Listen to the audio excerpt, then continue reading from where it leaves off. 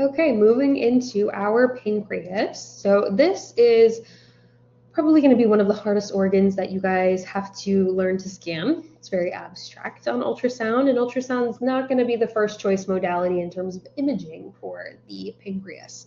You do have to be very aware of all of the anatomic structures and relationships of the pancreas because it is very closely related to our biliary system and our spleen. So not a fan favorite amongst ultrasound techs, but we got to get over it. So the anatomy of the pancreas, it is considered a retroperitoneal structure. So unlike our biliary system, it sits behind the peritoneal cavity. The size of the pancreas, we don't, again, particularly measure the pancreas itself, but it's going to be 12 to 15 centimeters in length. And it's going to sit transversely in that epigastric region. It's going to extend from the curve of our duodenum to the hilum of the spleen. The AP diameter of the head can be anywhere from 2 to 3.5 centimeters. So the head's going to be a little bit thicker of a segment in comparison to the body and the tail. So also kind of like our gallbladder, we do have segments. So we have a head, a body, and a tail in the exact regions in which you think that they would be in. We do have some variable shapes with the pancreas. Most people are going to have a comma shape, but we can also see tadpole, sausage, and dumbbell shape. I don't really know what they mean by a dumbbell shape, but we're just going to roll with it. So just know that those are all normal variants in terms of the shape of somebody's pancreas. The position of the pancreas can also depend on the patient's relational anatomy. So it's usually going to sit transversely, but it can have a little bit of obliquity to it, depending on where the patient's liver is, where the patient's spleen is, their body habitus. So usually we see everybody's pancreas kind of go in this sort of fashion, but sometimes we can see it like this diagram where it's kind of sitting obliquely with the tail a little bit more superior and the head a little bit more inferior, but really going to be starting point in that epigastric region, and then you can tweak yourself in terms of transducer positioning depending on your patient. So relational anatomy is very, very big with the pancreas. There is a chart at the end of this PowerPoint that's going to help you in terms of where other structures lie in relationship to the different segments of the pancreas. I suggest you familiarize yourself with that chart, and you can kind of add things into that to kind of help you study. So the head of the pancreas is going to be the largest portion, sits anterior to the IVC. The gastroduodenal artery is going to lie in front of and to the side of the head, and the common bile duct is going to lie behind and to the side of the head portion. I do suggest you guys use your textbook in terms of the relational anatomy to help you visualize some of these things. So I do have a nice image on one of our next slides and a few pictures, but the textbook is pretty good about explaining these surrounding structures. The uncinate process, no one really calls it that, but you do have to be familiar that that term exists. Everybody just calls it the neck. It's going to be the small connection between the head and the body. It's going to be a triangular little structure in front of the IVC, yet behind the SMV, the superior mesenteric vein. We learned all about that in our liver module, so you can refresh your mind with that. The body is going to lie superior and ventral to the head portion, anterior to the aorta, posterior to the splenic artery. All of these little surrounding structures are pretty nicely laid out in your chart in a few slides. And same thing with the tail here. This is going to be the longest portion of the pancreas, and it's actually the hardest for us to visualize. It's really kind of the reason why ultrasound is not the modality of choice, because a lot of pancreatic cancers and conditions originate in the tail, and because it's so hard for us to visualize, it's so close to the stomach, it's so kind of obscured by a lot of that stomach gas, it really makes it hard for us to pick up on those early malignancies that are forming. Again, very superior to the head of the body. It kind of sits in the hilum or in the curvature of the spleen, and medial to the left kidney as well. So we kind of piece all of that together with our chart in a few slides. Here we kind of have a really nice overview of some of those segments of the pancreas and some of those structures that we talked about. So we have our aorta coming down, right? We have our celiac access, which we just talked about in the previous slide. We have the branches coming off it. We have our SMA that comes off the aorta after the celiac access. And then we have our pancreas that's going to sit in front of our aorta and our IVC. We have our duodenum where the head kind of sits in that curvature of the duodenum. We know that pancreatic duct is going to join with the common bile duct to enter into that duodenum. If we look at the tail of the pancreas, it kind of sits right in that curvature of that medial spleen. So kind of really a touching point for pretty much every structure in the central portion of our abdomen. Now, our ductal system, again, we had mentioned this with our biliary system. We do have two ducts in the pancreas that we have to be aware of. We have the duct of Wirsing. That's going to be considered our main pancreatic duct. Everybody kind of just calls it the main pancreatic duct. And then we have the duct of Sanctorini, the accessory duct. So that's kind of our backup pathway if there was ever a blockage in the main duct. Now, the main pancreatic duct, it's going to start in the pancreatic tail, and it's going to kind of progress towards the head of the pancreas, and everything is going to kind of drain into that main pancreatic tail. See all these smaller little ducts draining into that main pancreatic duct? I think I just said tail by accident. All of these kind of draining into that main pancreatic duct, and that's going to travel to the head of the pancreas, meet up with that common bile duct, and enter into the duodenum. Now, that accessory duct, like we said, not really going to kind of do too much. It just happens to be another entrance point into the duodenum if we needed it. Say that main pancreatic duct were blocked or there was pathology blocking it, the pathway would then use the accessory pancreatic ducts. Physiology of the pancreas. So the pancreas is both an endocrine and an exocrine gland. So endocrine functions versus exocrine functions. Endocrine is going to be moving directly through a blood supply. Exocrine functions are going to be traveling through a ductal system. So endocrine is a little bit more of a direct function. Exocrine is a little bit more of I need a supporting pathway to finish out my functions. Endocrine functions of the pancreas are going to be the secretion of hormones, insulin, and glucagon, really important in both type 1 and type 2 diabetes patients. Production of islets of Langerhans, these are going to be the functional cells of the pancreas necessary for metabolism of carbohydrates and fats and sugars. Our exocrine functions are going to be the production of digestive enzymes that happen within those very small functional cells of the pancreas. These enzymes are going to be trypsin, lipase, and amylase. I'm sure we've all heard of that in our biology course. And the way that these enzymes get into where they need to go is through that ductal pathway. So it's using the main pancreatic duct and the common bile duct to get those enzymes into the duodenum to help break down what we need in terms of digestion. Vascularity. So again, another kind of complicated vascularity in terms of this organ. The supply is going to be provided by branches of the splenic artery, hepatic artery, and gastroduodenal artery, and superior mesenteric artery. We do have a nice diagram on the next slide, so if that seems overwhelming, we will get to it. Now, the drainage, this is where it becomes important in terms of relationship to our liver. This is going to be what we call our portal splenic confluence. The portal vein, which supplies the liver, is going to be comprised of the splenic vein, which drains the spleen and drains the pancreas, and it's also comprised of the SMV, which drains the intestines.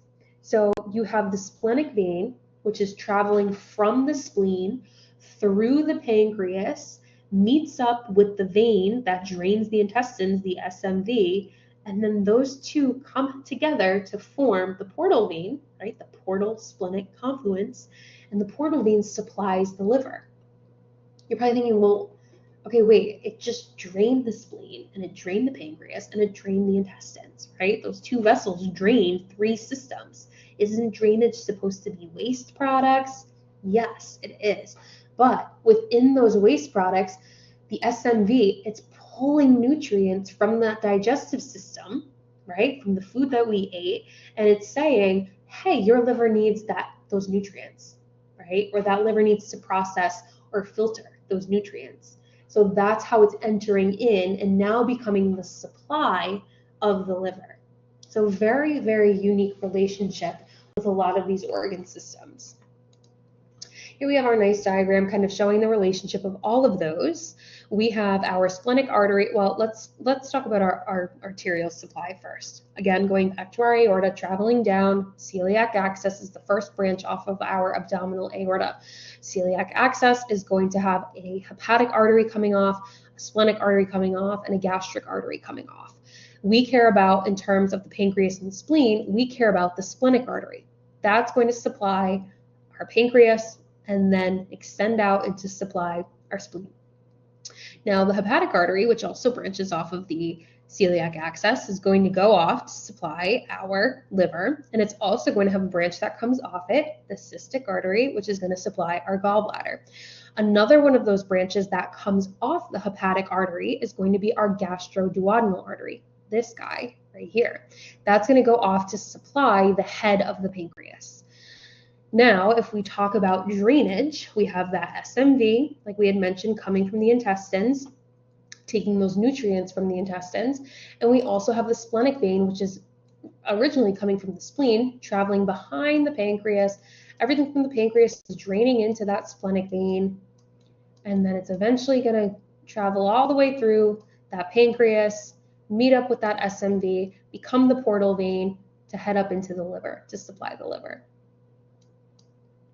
Here is that chart that I was referencing. Feel free to add to this. Feel free to specify this, but this is a good starting point for you to help you remember where these segments are in relationship to, these other supporting structures. Feel free to ask me if you're not sure what any of those abbreviations mean. We have gone over some of them. MPV, main portal vein, so that's talking about the liver. Hepatic artery, again, kind of talking about that branch coming off the celiac axis. SMA, superior mesenteric artery. SMV, superior mesenteric vein. GDA, gastroduodenal artery. And everything else I think is pretty straightforward. So how do we evaluate the pancreas? It's hard. Sometimes we don't evaluate the pancreas because there can be a lot of gas. There can be just a lot of limitations in terms of evaluating this structure. You should think that it would be easy because it's nice and right in the middle, right, of our abdomen, but it's not. It's very challenging. So if we do happen to see the pancreas, which we try our best to always see the pancreas, in adults, it's going to be slightly hyperechoic in its echogenicity. It's going to be pretty similar in gray to the patient's liver. You want to make sure that patient doesn't have a fatty liver, though. In PD patients, the pancreas is going to be slightly hypoechoic to the liver. And this is going to be because as we age, the pancreas gets smaller in size, but it gets more echogenic. It becomes more bright gray. It increases in echogenicity. And this is because all of those functional pancreatic cells responding to insulin, responding to glucogen, responding to enzyme production, all of those cells over time start to respond to wear and tear, right? The pancreas is a highly functional organ. It's really like a life support organ.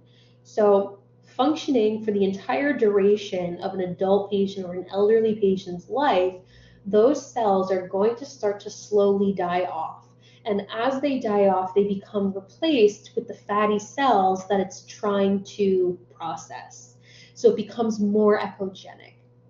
And that's why in kids, it's darker because there's less fatty placement happening in that pancreatic tissue. Now, sometimes we do happen to see the main pancreatic duct, typically in the body of the pancreas. If we do happen to see it, it's going to sit above the splenic vein. It's going to be an echogenic line with an anechoic tubular inside, just like a standard duct would appear. So this bottom picture, we see that nice arrow right here, pointing to our main pancreatic duct. This is going to be our splenic vein here. This is our GDA, our gastroduodenal artery. And then up here with this picture, just kind of showing the nice outline of that patient's anatomy. We're cutting off the tail a little bit here, we're really getting great, we're getting great borders of the rest of that head body and the majority of that tail. This is probably an older patient because it is a slightly more hyperechoic pancreatic tissue, whereas this one on the bottom is a little bit more hypoechoic.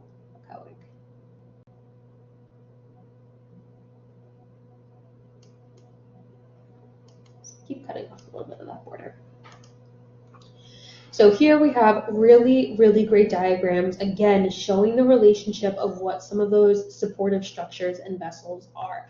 I highly suggest you familiarize yourself with these structures. I highly suggest you familiarize yourself with these structures. This is a very big registry question, and these are very important when we start learning how to do abdomen exams with Doppler diagnosis. So we have to be familiar with this anatomy. We have to be familiar with the relationship of this anatomy. So I'll just leave that there for you to study. Here we have our nice color picture. Color with the pancreas, specifically with the splenic vein, is interesting, right? Because when we learned about using color Doppler, we learned about our color map here. Anything above this middle line is going to be flow towards the transducer. Anything below that midline is going to be flow away from the transducer. Now, the way that the splenic vein travels, it does so here's my liver, here's my pancreas, here's my spleen.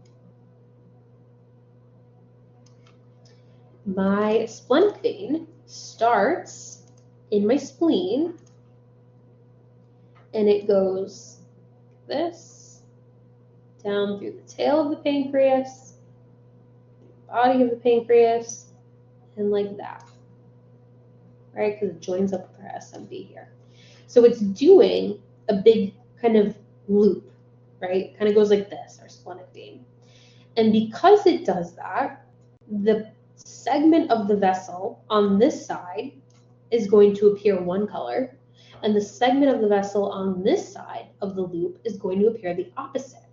It's still traveling in the same direction. It's not traveling in two different directions. It's still going like this.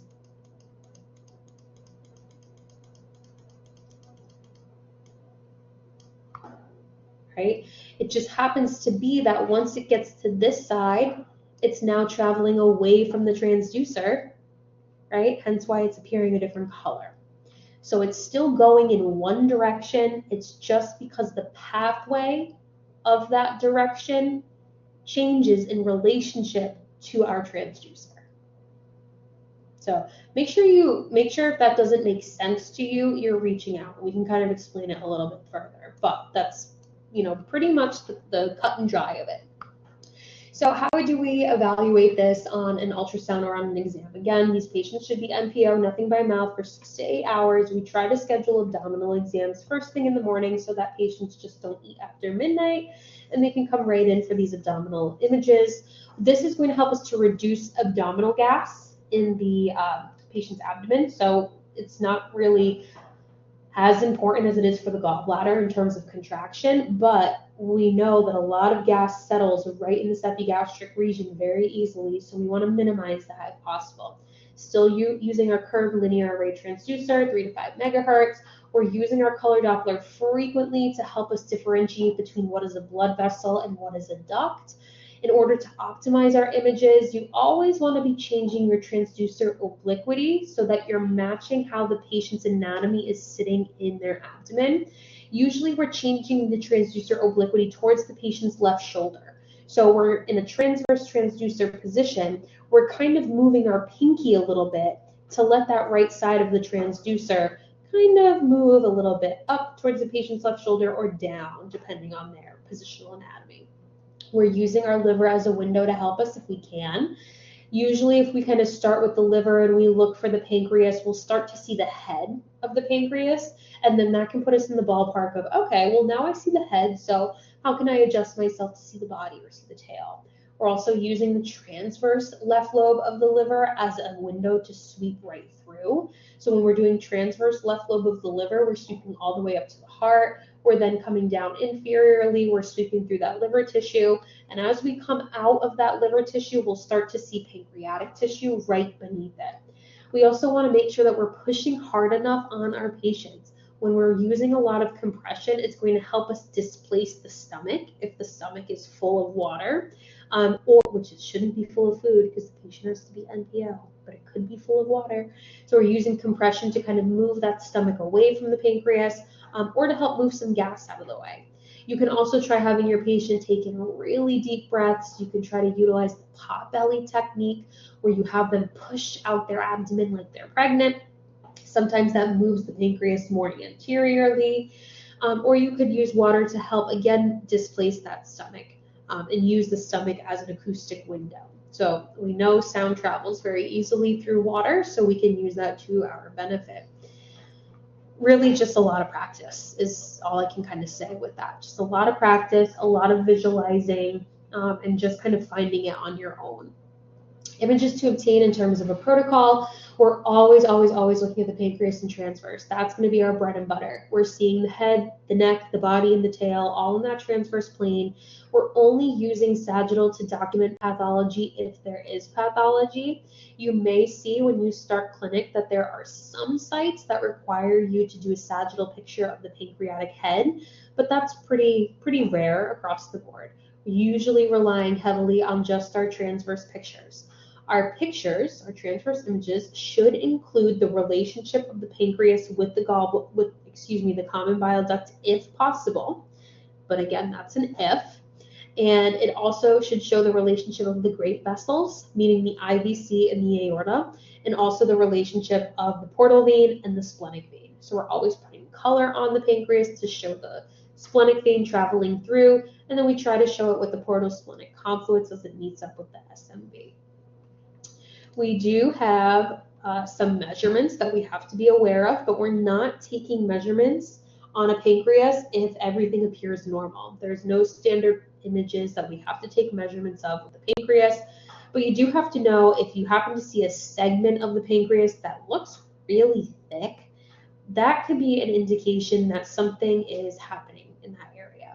So just be familiar with these numbers. These are really big registry questions. Again, we're not taking routine measurement pictures of the pancreas, but it is something that you should start to train your eye to look for, potential discrete masses in the pancreatic tissue, because that can create an abnormal distension beyond these measurement sizes. And here's our nice pretty picture of our transverse pancreas, and you can kind of see how they're measuring the different segments, following the obliquity of the tail here, going directly anterior to posterior for the body, and for the head, again, kind of going directly perpendicular with that. Because as we know, the anatomy of the pancreas is kind of doing this little thing, and then gets a little bit more narrow towards the tail. Hence why we're measuring it perpendicular at the head, but a little bit more oblique at the tail. We do have some normal variants of this. Again, not very common for us to visualize these. This is definitely something that we use CT and MRI a lot more to identify, but you do have to know that these exist. We do have ectopic pancreatic tissue that can be present in the abdomen. So we kind of get these little clusters of pancreatic cells that kind of group together and form these little balls of tissue. It doesn't have any vascular or structural connection to the true chunk of the pancreas. And it's very difficult to confirm this with ultrasound. Kind of really just like if you've ever heard of endometriosis, we'll get to that when we get to women's imaging, but those cells kind of migrate out of the organ and they kind of conglomerate together to form these little balls of tissue. We also have partial duplication of the tail, super rare. The tail kind of splits like a fin, like a dolphin, like a mermaid tail. We see this usually in transverse, and all we're going to see on ultrasound is that the tail may appear larger than it should.